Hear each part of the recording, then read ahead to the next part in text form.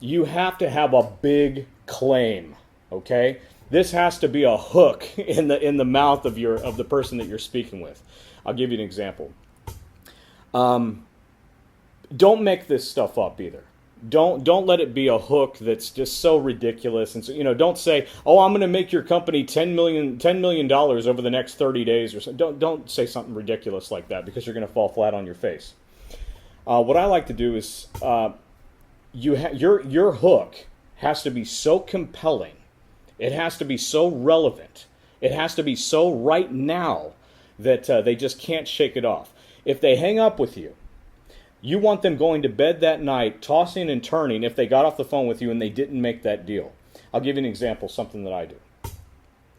I tell Mr. Prospect, I'll say, I'll give you a real-time example. I called this guy. It took 3 phone calls. I finally got, because I had to talk to the gatekeeper. You got to go through the secretary, and the secretary was giving me the runaround. It took me till call number 3 to get a hold of the guy. Finally got him on the phone. I said, "Is this William Proctor?" He says, "Oh, please call me Bill." I said, "Bill, do you have 20 seconds? He says, "I got 20 seconds. I said, "Bill, my name is David Canigliaro, and my purpose of this phone call is to close you. And I want $4,000. He goes, "What?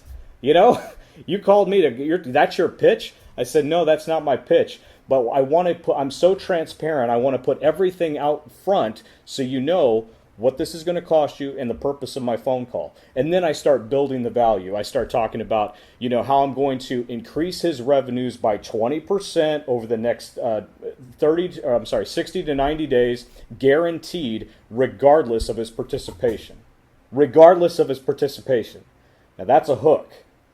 Point number 5. You have to convince these people that they have everything to gain and nothing to lose. That's kind of the point of the story that I just gave. He has everything to gain and nothing to lose. I'll give you an example.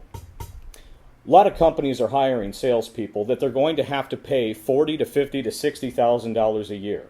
If you come in and you have a product, let's say in my case, if I have a product that's under $10,000 that's going to increase their profit revenues by 20% or 26% over the next 60 to 90 days, it would be kind of foolish not to go with my product, because my product is 1/4 or 1/5 what they're going to have to pay another employee to bring them on. Plus, I'm going to do more than that employee is going to do for them.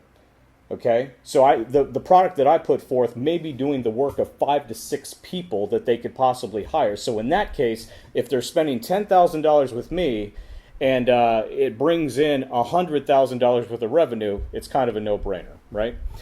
Point number 6, you got to know your pitch. You got to know your pitch. The only way you can know your pitch is to recite it over and over and over. Sit at a desk, make notes, put some index cards out there, and you say, point number 1, point number 2, know your pitch. And just keep reciting it over and over. Say it to yourself, repeat it. Come up with possible objections. There's some great books written on rebuttals.